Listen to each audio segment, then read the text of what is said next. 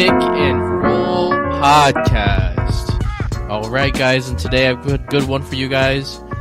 This is going to be, again, these individual full game player breakdowns. And this week we have Duke versus Syracuse with Judah Mintz, watching him, Tyrese Proctor, Kyle Filipowski were the main guys to talk about from that game. And then we originally were going to have Colorado versus Arizona, and the other game was supposed to be Terrence Shannon, Illinois versus Purdue, but Terrence Shannon didn't play for Illinois, and Cody Williams and Tristan da Silva didn't play for their teams either. So basically, I had to switch those two games out with two new games. So I have USC versus Cal. So USC has Isaiah Collier, Bronny James played, Kobe Johnson was in that game, Jalen Celestine, 6'7" small forward, and Jason Tyson playing for Cal, main guys that could be NBA draft prospects. Breakdown. And the next game that I added to the list was Tennessee versus Ole Miss. And Tennessee's got Dalton Knecht. And Ole Miss has got a few guys that might be NBA draft worthy, but there's one guy that I'm really going to focus on is Alan Flanagan. I'll describe him when I break him down. And the NBL game for the Alex Sarr versus Bobby Klitman is the game that I watched in the NBL big-time game. Both of those guys are first-round draft picks. And the last game that I broke down was Indiana versus UConn. They played a while ago, but those two centers I really wanted to watch play against each other. Kyle Ware versus Donovan Clingan. Stephon Castle did not play in that game, so I'm not going to really break him down. Really going to only focus on Clingan and Ware. So, yeah. All right. Let's kick it to that first game, Duke versus Syracuse. I'm going to go ahead and start with Syracuse with Judah Mintz. Judah Mintz shooting, he's 6'4", sophomore shooting guard. He's averaging 19 a game, 3 rebounds, 3.9 assists, 44% field goal percentage, and his three-point percentage is 35.7% and 78% free throw percentage. You know, it seems like for the Syracuse team that they don't really have any other main ball handlers on their team, so he kind of gets like he handles the ball like he's their point guard. Like he brings the ball up the court, initiates their offense. And the odd thing about it is those assist stats are fluff. Like he's an average shooting guard passer, nothing too special there. He causes a lot of turnovers. It's more out of necessity for their team since they don't really have any other really good ball handlers that he is having to handle the ball as much as he does. You know, he flashed like some pull-up mid-range shots, but other than that, there wasn't much shot creation there. 6'4" is tough for the two-guard position. That's a smaller two-guard. Defensively, he's below average to poor defender. He has real issues staying on ball, staying in front of people. It's not really that impressive there. He can still get to the rim and finish, but he's a very, late second-round draft pick grade. I have a 50 through 55 grade on him. This is the second full game we've watched of Judah Mintz, and we won't talk about him a single time throughout the rest of this year other than these two games. That's the last time we're going to watch somebody play that's a second-round grade like this. I'm not going to watch too many times. So last time we're going to break down Judah Mintz. He's going to stay on the 50 through 55 on my grade for him. All right, so we're going to go ahead and move it along to the Duke side of things, and I'm going to go ahead and really just focus on two guys. The first guy we're going to go ahead and focus on is Kyle Filipowski. He's a 7-foot center. Right now he's averaging 16.8 points per game, 8.4 rebounds, 3.1 assists, 1.4 steals, 2 blocks, 1.6 turnovers, 50% field goal percentage, 70% free throw percentage, and 31% three-point percentage. You know, what you got to like about him is the post skill. He's a very unique prospect, but because he's not overly athletically gifted, if I had to term him, I'd say average to below average NBA center athlete. Somewhere in between those two where he lies. But his footwork in the post is extremely elite, still looks extremely elite. He still flashes some really nice ability to handle and get to the rim, and his handle looks really advanced for the center position. He can face somebody up in the mid-range and even in the three-point line and handle the ball and get to like a spin move near the rim and try to finish at the rim. Or he has some really interesting stuff off of his game, off the handle. You know what I mean? And the 31% three-point percentage is nice. It's definitely improving. It was like 28 a few weeks ago, so it's improving, and it's becoming more of a selling point for him. He's better at defending the rim than he was last year. He still isn't a below average rim defender, and there will always be questions about is his skill going to be enough in the NBA to have his game translate due to his lack of athleticness. But he still shows some really, really good passing clips. He's definitely a good passer. And I do think Alperen Sengun's success in the NBA makes him more valuable because there's a lot of similarities there. Can he pass just as well as Alperen Sengun? Yeah. Alperen Sengun's shooting from the three-point line a lot this year. You know what I mean? He has the chance to be a good three-point shooter. He has the best post footwork I've seen since Alperen Sengun, right? So they both have, really great footwork coming into the NBA draft. So there are some similarities there. So, I think because of the similarities to Sengun and Sengun's success in the NBA, I have him moved up a little bit to an 18 to 20 draft pick. He was like 26 to 30, but the more I thought about it, the more I think there's a lot of similarities. There really is, and he's really improved defensively. Last year, he was terrible defensively. Now, he's at least passable. So, this guy has an extremely unique game, and I'm really excited to see him in the NBA because it's just an odd but unique prospect is the best way to describe Kyle Filipowski. Alrighty, so the last guy from that game, that Duke side of things, is going to be Tyrese Proctor. Yes, he's a 6'5" point guard.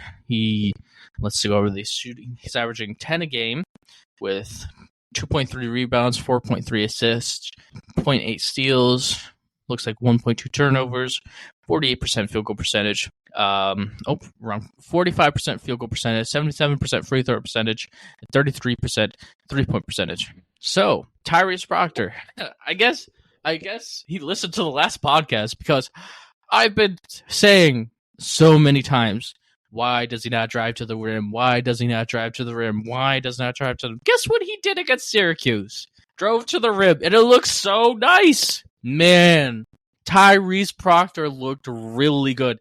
By far the best Tyrese Proctor game I have seen. Man, was he looking good getting to the rim. I mean, he's 6'5", good athlete. Like, dude, just go to the rim, right? And he did it. Man, it was so nice. He really, really improved because he's just so tough, and he really looked dominant near the rim. And he shows, I've never seen him drive to the rim before, so I didn't know he had this in his bag, but he also has a floater near the rim as well, which is scary for a 6'5" guy to have a floater near the rim like that. And he also showed, which was the idea, hey man, you attack the rim, and now you can dump it off to Kyle Filipowski's of the world, the Mark Mitchells of the world. And he hit those bigs in those passing lanes, and it led to a really efficient game. It's because, look, he's 6'5", right? Everybody in the NBA loves their tall point guards. Loves them. Okay? And it comes down to the ability to attack the rim. NBA is such a high quantity pick and roll league. And the ability to attack the rim, find shooters on the perimeter, find the big on the dive, and then pick and roll, and being a lob threat and things of that nature, right? That's what they want them to be able to do, and shot create on top of that. But when it comes down to Proctor, it was, well, you have all these gifts, but you're going to run the pick and roll, and you're not going to attack the rim. But now, oh man, 6'5", now we got to worry about a 6'5" guy attacking the rim, being able to hit the lob, and having a floater, a good finishing ability, and being able to make passes. And also, he's a really good defender. So, Tyrese Proctor has always had top 10, top 5 pick gifts, right? But he wasn't using them. But now he's using them. So, he flew up my draft board. I have him 12 through 14 pick right now, just inside that lottery grade. Yeah, that was impressive. It was really impressive, and I really hope that I can see more games of him keeping on doing this, because, wow, I never would have guessed that I would be saying, hey, Tyrese Proctor looks so good driving to the rim today. Like, where did this come from? But I'm happy for it, right? And I genuinely believe that's what his true potential is, and I'm just so glad that he's playing towards that now. So hopefully he continues to do it, and it wasn't just like a one-off game. And trust me, there's plenty of guys to watch in the ACC that will watch plenty more Duke basketball as the season goes on. Next game up. Yeah, so I had to cancel the Illinois versus Penn, the Purdue game. So the game that I looked at failing that slot was USC versus Cal. And I've been doing a lot of research on these teams that are in these big top five Power Five conferences, trying to find guys that could be NBA draft picks. And I found two guys from Cal. So, big time game here. Isaiah Collier, Bronny James. Really excited to talk about this. So, first man up is Isaiah Collier. Let's talk about him. Isaiah Collier is 6'4". Some people think he's 6'5", but I think he's 6'4". Point guard from USC. Right now, this year, he's averaging 15.6 points per game, 2.6 rebounds, 4.3 assists, 1.3 steals, 3.6 turnovers, 50% field goal percentage, 67% free throw percentage, 31% three-point percentage. Well, I've been really high on Isaiah Collier all this year. I feel like everybody else is, though. You know what I mean? And I definitely feel like his body frame still reminds me a lot of Drew Holiday. But there were some things that wowed me about this game. First things first, he's still such a phenomenal passer. I mean, just so gifted. The idea that every time you watch him play, he makes you say wow multiple times still keeps on happening. He did that same thing against Cal. I mean, dear goodness, man. He just has passing gifts, the ability to throw it so fast and so accurate and, have touch him when it's closer to passes, and his location, his accuracy, and his feel. Dude's passing upside is unreal. And the Deron Williams comp makes sense skill and passing wise because dude's got Deron Williams level passing. Deron Williams was one heck of a passer in the NBA and in college. And, one thing I would like to say too is I compared him to Drew Holiday athletically, speed, and quickness wise. And, it was a little bit of a hamper for me to see him rise up a little bit more because I thought that his athletic gifts were good, but not like overly good. But whoa, has he gotten faster and quicker as this year's gone on. First thing I noticed was like, man, he looks a little trimmed. He looks ripped right now. He must be really in game shape right now. And man, is he looking fast and quick. I mean, he is blowing by people. I mean, he definitely looks faster and quicker than he did at the beginning of the year. And a similar thing happened with Zion Williamson when he was at Duke, right? Like game 1, he looked different than game 20, right? Game 20, he was looking faster and quicker and more athletic than he did game 1. That's what's happening with Isaiah Collier right now, and he's looking really elite. So he's jumped up in my mind fast and quickness-wise to De'Aaron Fox rather than Drew Holiday, which is just one of a compliment because that's how elite, quick and fast he's looking. I mean, it was impressive. He's also getting more vertically athletic throughout the year as well. But he's more gifted speed and quickness wise than he's vertical athleticism, which is why I haven't comped to De'Aaron Fox. But honestly, speed and quickness wise, I thought John Morant at first, but then I was like, well, not vertical gifts with John Morant. Let's not go too far. But the fact that I have to throw out the names like John Morant and De'Aaron Fox is really putting into perspective how fast and quick he's looking on the floor. I mean, paired with 6'4" frame and how strong he is, and the Drew Holiday body frame is insane. And, that plays into his just nobody can stop him at the rim. There's not a person in this world that can stop Isaiah Collier from finishing at the rim. He's too big, too strong, too athletic, too good finishing through contact. Man, is he good. And another thing that he's really gotten better at is defensively. I used to be the guy that was like, hey, man, this guy is not defending very well. Whoa, did he look good defensively. Look, when you're 6'4" and that level of athlete, that strong, he has the potential to be a very elite defender, but he wasn't really doing that. But, in this game against Cal, he was defending, man, was his feet moving. He was really giving a lot of effort. He was giving people issues. Isaiah Collier put on the best defensive performance I have seen him do. And now I have him graded as a good on-ball defender, which is a huge difference between a below-average defender. And his defensive ceiling is through the moon. Because, again, 6'4", strong, athletic, all the gifts that he has, that's the gifts of a really special defender. And he's showing those flashes of being able to do that now. He still shows a pull-up mid-range shot, and there's some rare flashes of three-point shot creation, but it's not a ton there. Him with NBA spacing and all the three-point shooters around the floor and his speed and quickness just puts him at such an elite level. And, I still believe he's an exact replica of Drew Holiday body and physicality-wise with athletic gifts of De'Aaron Fox, with scoring skill and the passing skill of Deron Williams.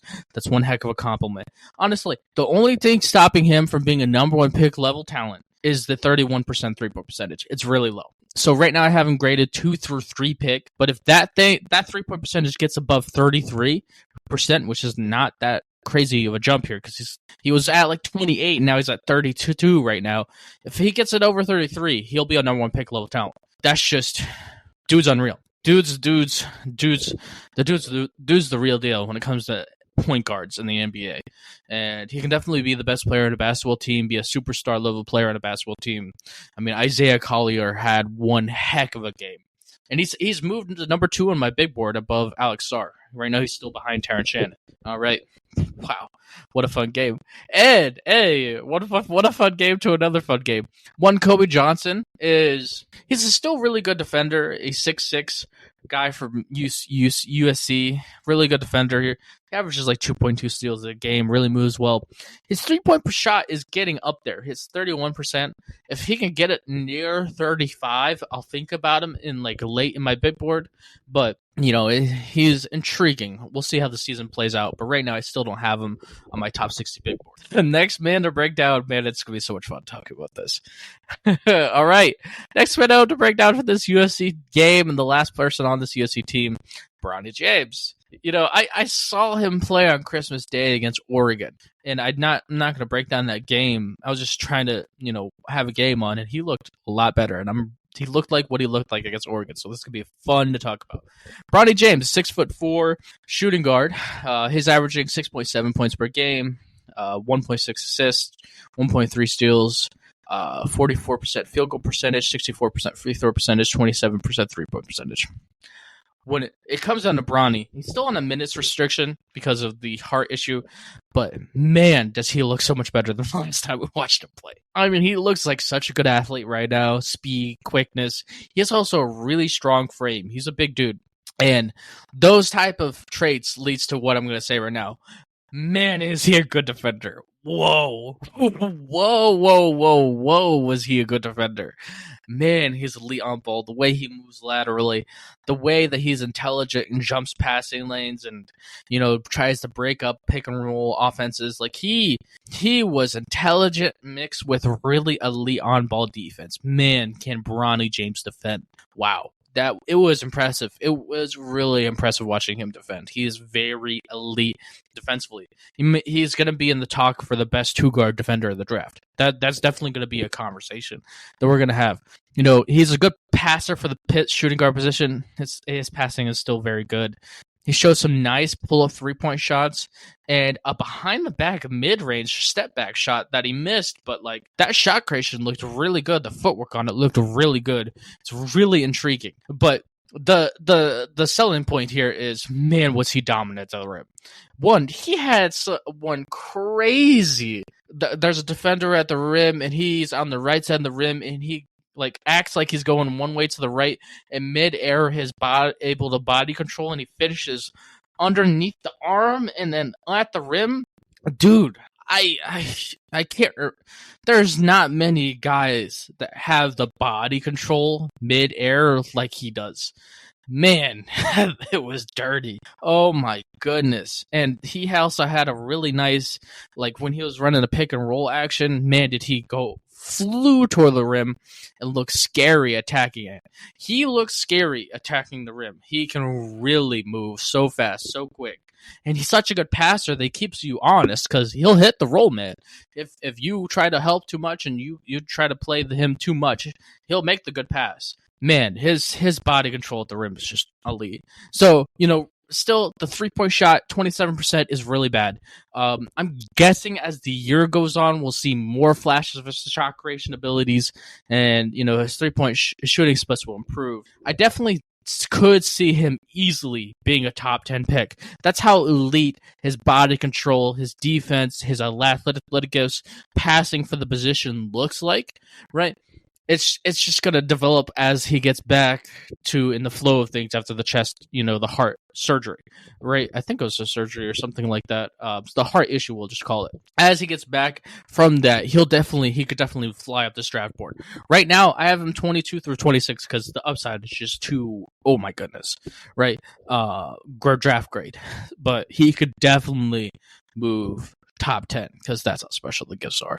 Man, so intriguing. Alrighty, we're going to go ahead and move it to the next part of that team, that matchup, that game.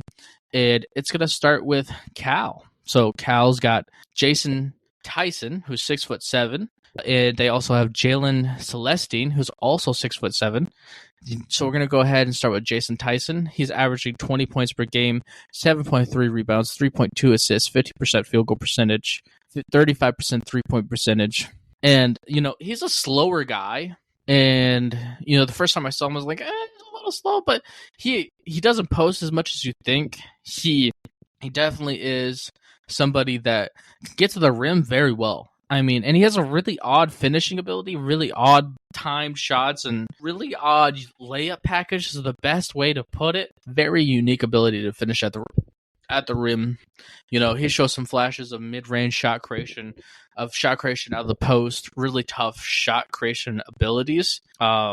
Extremely odd play style is the best way to put it. It's very off tempo. He's very skilled. Because he's not a super athletic guy. So he has some limitations, but the good passing ability is also really intriguing.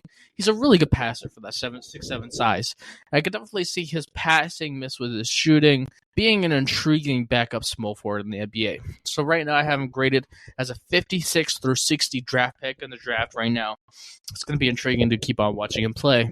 And the NBA draft pick from that team also is somebody named Jalen Celestine. So 6'7", 215 pounds. He's a junior. He's averaging, 7.9 points per game, 50% field goal percentage, 50% three-point percentage, 76 free throw percentage. And when you talk about Jalen Celestine, you've got to talk about really elite 3-and-D guys, right? 3-and-D guys in college are not high-scoring guys, usually. They're definitely on the side of things where they're usually not as many points per game. They really usually have good three-point percentage. But 3-and-D guys ideally have a stronger frame. Because defenders in the NBA, being stronger framed really matters. Because you got to be able to play through contact, physicality. There's a lot more elbows in people's backs when they're making moves. And there's a lot more little things that go unnoticed in the NBA game where physicality is needed. Especially on the wing. When you got somebody like Kawhi trying to do mid-range shot creation and put his body into you and shot creation off of that, right? Like, there's a lot of little tricks that are done in the NBA that, favor more physical players, more physically gifted players, stronger players, especially speaking.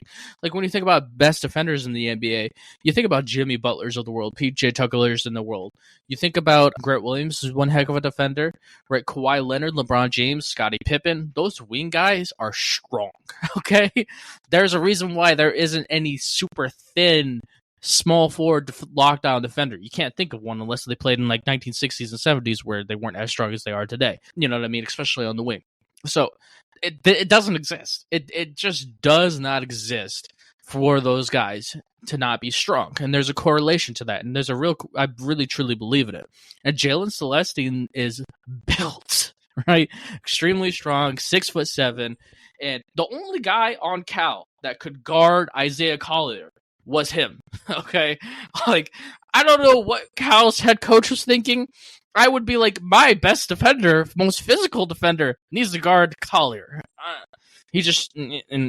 But he's so strong. He's able to guard multiple positions, really fluid. He shows some flashes of being able to attack the rim, but this also comes down to, man shoots 50% from the three-point line. Hello. So his ability to be a standstill shooter is extremely important. You know what I mean? And that is really because his ideal fit is a 3-and-D guy, where I really believe that he can be a high-level backup rotational small forward in the NBA. And I have a grade on him as a 40 to 45 draft pick. And I don't think he's not going to be drafted. He's just too good of a 3D fit in the NBA. And he's got a really good mix of skills there that really makes defenders legitimate. And yeah, Jalen Celestine's a really good ideal 3-and-D fit in the NBA. All right, next game up is Tennessee versus Ole Miss. This third game we're breaking down. We're going to go ahead and break down Dalton Knecht. He's still one heck of an off-ball mover. I definitely feel like he's... Oh, I'll break down the stats real quick for you guys. He's 6'6", two-guard, 15 points per game, 4.1 rebounds, 1.6 assists, 43% field goal percentage, 36% three-point percentage, and 80% free throw percentage. All right. So yeah, he's a really good off-ball mover still. There was a lot less pick and roll running through him in this game, but they also blew Ole Miss out, so they didn't really just use him a ton in this game. He only played like 19 minutes, and he just didn't get many opportunities on the floor because Ole Miss was getting blown out in that game. They sat him pretty early. So still an average defender. I still really feel really confident about the Austin Reeves comp because of the pick and roll running that I've seen him do. He did it so much in the last game in Illinois. Even though I didn't see any of this game, I've still seen a lot of tape to believe in that skill set. I do think I had him a little too highly rated before the last game. Before this game, I had him like an 8 through 10 draft grade. I feel much more comfortable with the 12 through 14 draft pick grade. But definitely the eliteness of his ability to shot create in the pick and roll and then come off ball. It's a really unique skill set that really only Austin Reeves has, that 6'6" length, and Austin Reeves leads to a winning impact in the NBA. So I definitely feel like Dalton Knecht can still be a very carbon copy to Austin Reeves. All right. So we're going to go ahead and kick it to the next part of that game, which is Ole Miss, and somebody that nobody is talking about in NBA drafts, and that is Allen Flanigan. He's 6'6", senior from Ole Miss. He's averaging 16.2 points per game, 7.3 rebounds, 3.4 assists, 42% field goal percentage, 39% three-point percentage, and 79% free throw percentage. So when we talk about him, it's a really interesting game. He's an extremely smooth guy. He's very strong, well built. He's definitely a strong human being. I definitely really like his build and his smoothness athletically. It's a really good mix, at least in being a pretty solid above average defender. And then we're going to go ahead and break down the next part of his game, which is really long arms as well. And then when we're talking about his frame plus a really good handle allows him to just easily get to the rim. I mean, he can easily get to the rim and easily finish at the rim. It doesn't look hard for him at all. It looks so smooth that I think it underrates how effective it is, because he looks so smooth doing it, and he's just kind of like, oh yeah, this is a normal move, but no, he makes it look easy, right? And definitely something that I really like about his game is the step back 3-point shot really looks really intriguing. And he cuts off that 3-point shot really well, which is a lot of people do when they do the step back three. They cut to the rim when the defensive player tries to overplay that step back three.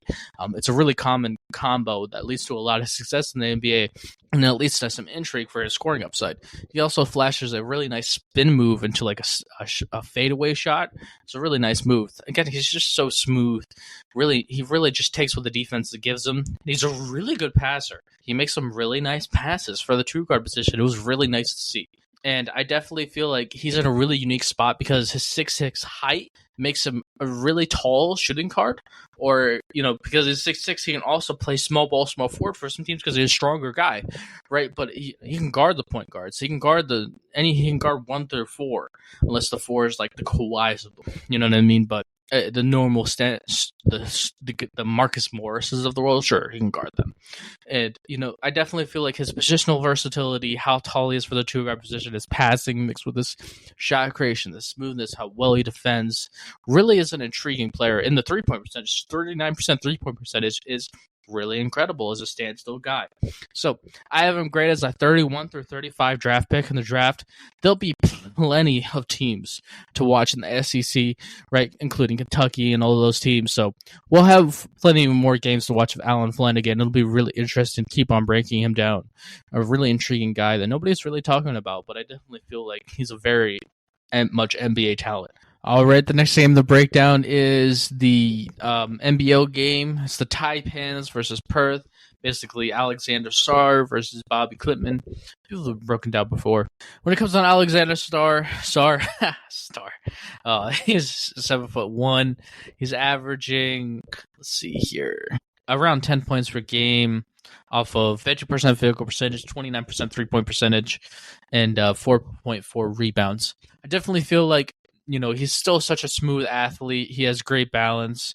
There's just an extremely athletically gifted guy. He still has a natural handle. His footwork and speed is still natural, tough.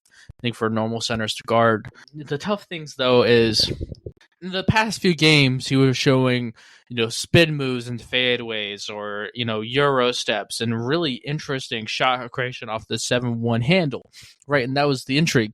But I only saw like one shot creation off the dribble this game at all. And, the more I watch him play, the more I think he reminds me a little bit of Evan Mobley offensively, where Evan Mobley at USC had a similar thing where if you put this highlight tape together, you'd be like, oh my gosh, wow. But like it was like once or twice a game you'd see the shot creation, right? It was extremely rare, and you really had to just watch him a lot throughout the season to see things like that. But it was just this game, he just didn't show any of it. And that's leading me to think that his offensive skill set might be a little more raw than I was thinking earlier on this draft season. He's still one heck of a defender, 7-1 over Evan Mobley defensively. He's that special defensively. Super great mover. And I definitely feel like, he's just reminding me a lot more of Evan Mobley in the rawness offensively. So, I have him move down to a 2 to 3 draft pick rate instead of number 1 draft pick. And yes, he is below Isaiah Collier now as well. I still feel like he's a lock to go top 3, but he's moved down the big board for sure. And I was expecting more, honestly, because I thought mid-season, after all these games away, that we'd see improvements in his skill set. And we just really didn't see it. He's honestly regressed a little bit. It's very odd.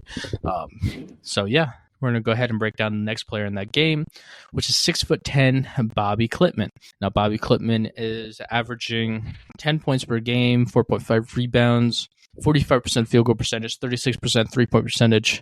It was really impressive game, honestly, because Bobby Klitman has always been a 3D power forward. Somebody that's in intrigue is shooting the 3-point shot, how smooth he is, how good of an athlete he is, a really stronger guy, moves really well defensively. And that was the whole thing, was 3D power forward, but you didn't see as much handle. In this game, wow. He wowed me with the improvement that he's made in his handle. I mean, it was really nice. He really got to the rim, attacked the rim, and he was really aggressive. And it led to a lot of free throw shots, and him living at the free throw line that game, which is a really new thing added in because he could definitely handle to the rim even when it's not wide open in there.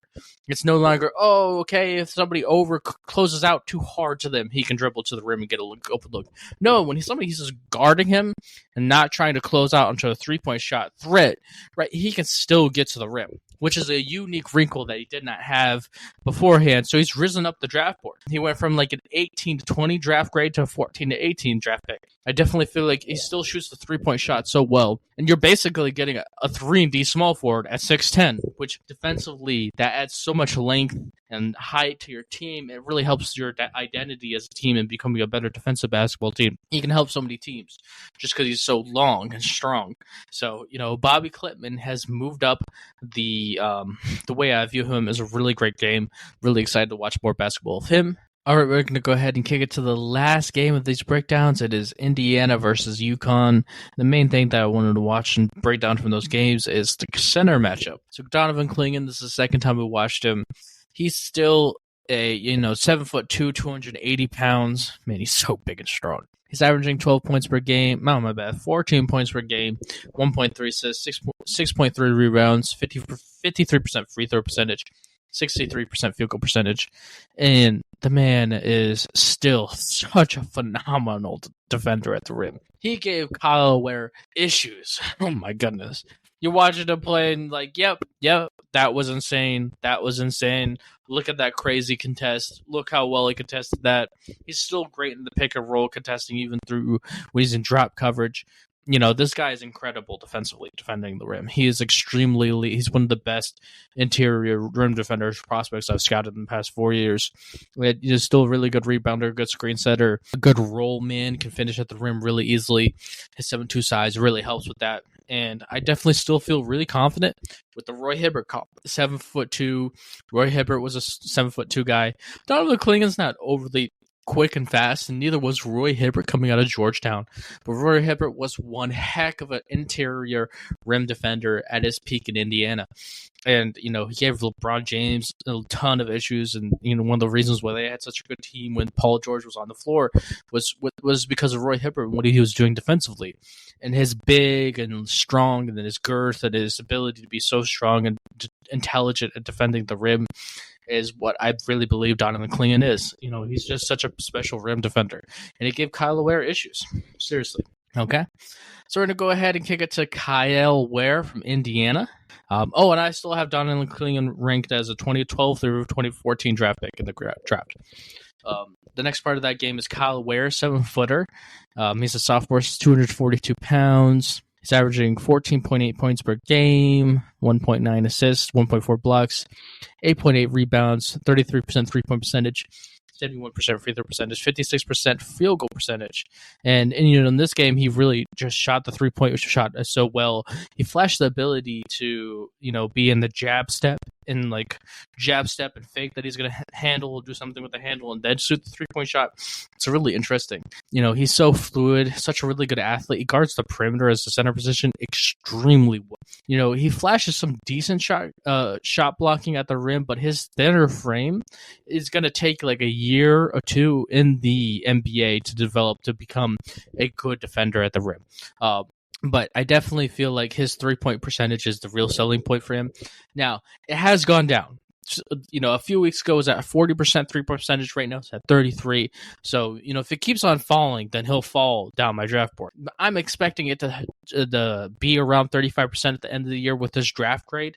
I have him graded as a 14 through 18 draft pick. I really feel like he's a high upside guy at the center position and his ability to affect basketball games.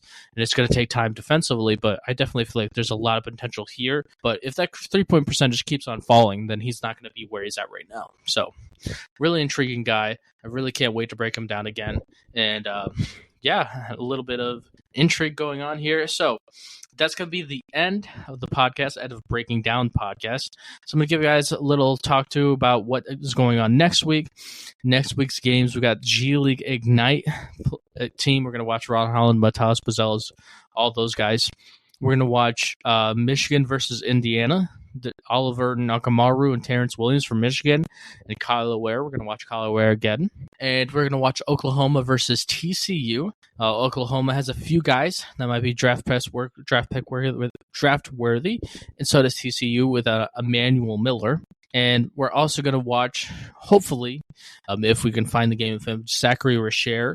Those are the 4 games that I've confirmed for next week. I'm going to add some other game to this list, but I'm going to have to think about it more and think about what game to add because Miami and Wake Forest didn't play because Wooga didn't play against Wake Forest. So we're going to watch. We were supposed to watch that, but I'm going to cancel that game since Wooga Popular didn't play. So, all right. So I have exciting news for you guys.